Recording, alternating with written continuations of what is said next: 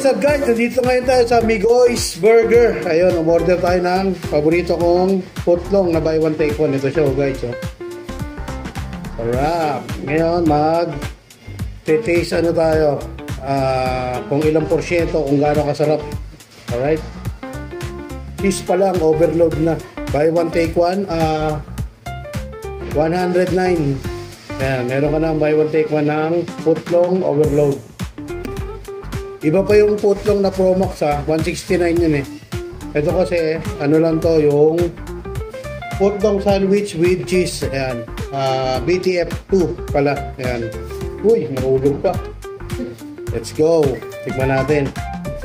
Tignan natin kung totoo talagang masarap tong Migoy's. Dahil kapag masarap tong Migoy's, kukuha na tayo ng franchise. Alright. Magtatayo tayo doon sa Team Fuel. Hindi, kay Cap Vincent yun. Okay, taste na tayo. Unang kagat.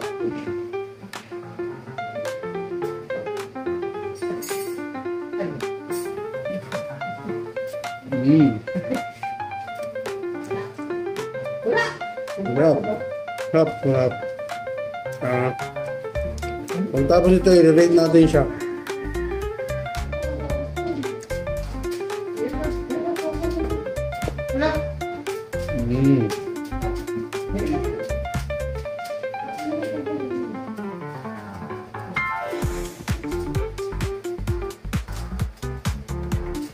Aba.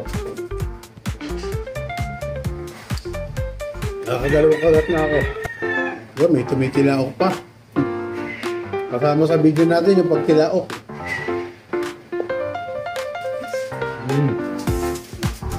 Nakayati na. Sarap.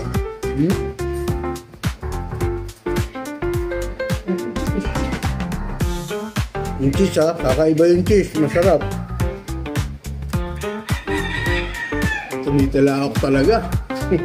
Tumatabay sa kain ko yung tilaok.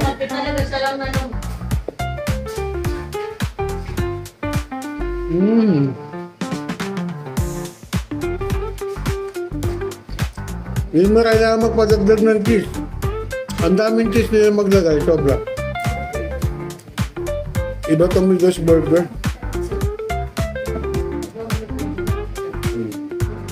Itong isa, baka hindi na natin makain ito. Pamimigay na lang natin. Kasi masyadong malaki. May tumitira ako talaga. Sa Migoy's Burger. Hindi tayo bitin. Sarap. No, nakailang kagat na ako. Parang ito, pang-limang kagat ko na. Walong kagat lang sa akin to.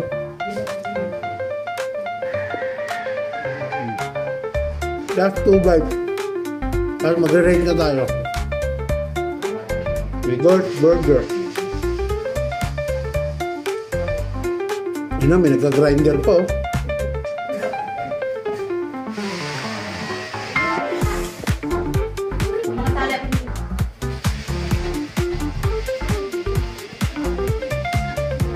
Sarap. Ay, nakakap. May manok talaga. Tumitilap talaga yung manok. Nasaway sa ano ko. Last bite. Pang-walong kagat. Bali yung putong pala. Walong kagat po. Harap. Ito yung pang-walong. Harap. Ito ah. Hindi ko na kayang kainin ito. Masyadong malaki na. Tutog na ako.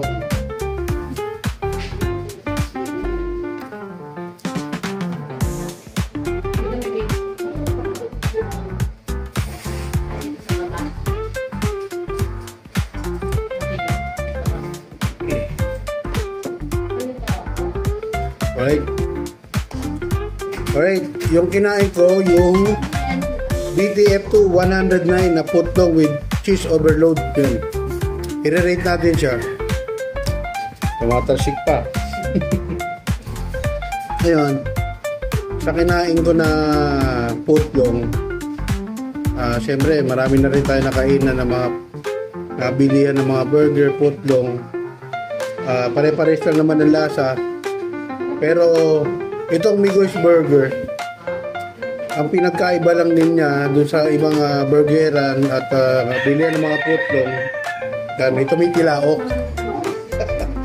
Hindi, yung cheese ba, marami sila maglagay ng cheese, hindi nila tinitipid yung serving. Sulit na sulit yung cheese. Tapos yung putlong na tinapay, sobrang laki. Hindi katulad nung sa iba na parang manipis. Itong tinapay ng Migoy's, malaki. Kaya biro mo 8 kagat ko. Then yung hotdog naman, bukod sa masarap, may cheese din sa loob. Kasi yung hotdog ng Migoy's, hindi yung nabibili kung saan saan. Sa Migoy's lang talaga yun. Alright? Kung i-rate ko siya, kung i-comparison ko sa ibang mga burgeran, siguro mga 9.5 Migoy's Burger. Kasi pag ni-rate ko siya ng 10, baka sabihin nyo naman masyado ko namang inaano yung Migoy's.